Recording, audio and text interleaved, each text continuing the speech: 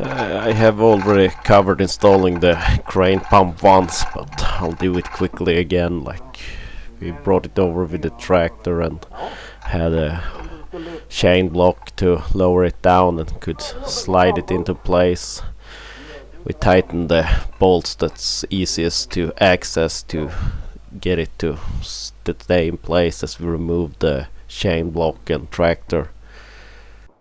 That bolt had to come out again to get the oil filter holder that's clamped on there also in place.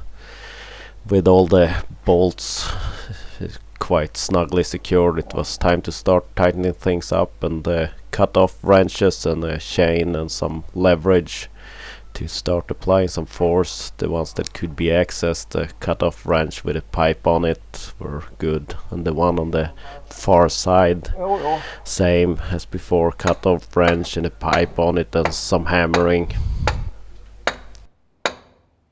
With pump secure, it was just a matter of reconnecting all the different hoses.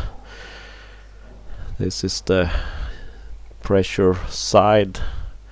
And then some small regulator hoses, the big intake pipe.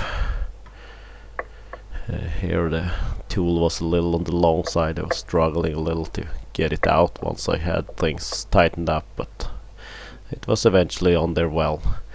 Then primed the pump back up. Very important. If the pump is good, it might run kind of dry for a long time if the housings are not primed fully. And with that done, the rest of the big hoses could be tightened back up. A few electrical connections. The oil filter for the holder was also put into place. Everything went on there without any real issues. I reused most of the O-rings and such, just checked that there was no damage since we recently had this apart. The battery tray and batteries were lifted back on there and installed, tightened up the what secures them. Cable connecting the two batteries, and the battery connections were put on the bar that connects the two different locks for the cab. We filled a little oil to start with to see that nothing was leaking.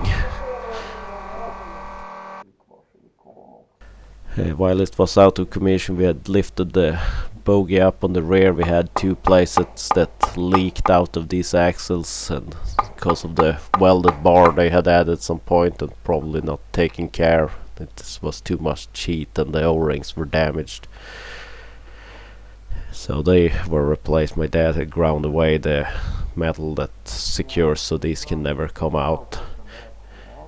We also installed a sight glass since the access was good. Hence, it will be interesting to see how this survives. At least it makes keeping track of the oil level in the bogie super easy. Had a ground down socket that made it possible to get a good grip on the sight glass. The metal securing things were welded on with care to not overheat things. The wheels were put back on there. One replaced with one that was a little less damaged. One wouldn't go on there like super flat, and we found some damage on the rim. But even if we did this, it was still like it wasn't 100%. It might be on there tiny bit crooked, but it will have to be good enough. Some air in the tires.